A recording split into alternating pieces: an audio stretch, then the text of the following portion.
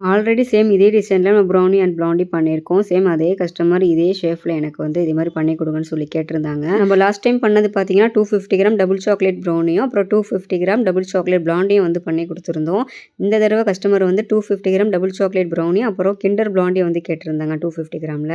So 2மே ready பண்ணி இது போல ஸ்லாபா எனக்கு டிசைன் பண்ணி நெறைய சாக்கோ சிப்ஸ்லாம் போட்டு குடுத்துருங்க அப்படின்னு சொல்லி கேட்டிருந்தாங்க. அவங்க கேட்ட மாதிரி சூப்பரா வந்து செஞ்சு குடுத்துட்டோம். டிசைன் எப்படி இருக்குன்னு சொல்லிட்டு கஸ்டமர்ட்டயும் கேட்டேன். அவங்களுமே சூப்பரா இருந்துச்சுன்னு சொல்லி நல்ல ஃபீட்பேக்குமே ஷேர் பண்ணியிருந்தாங்க.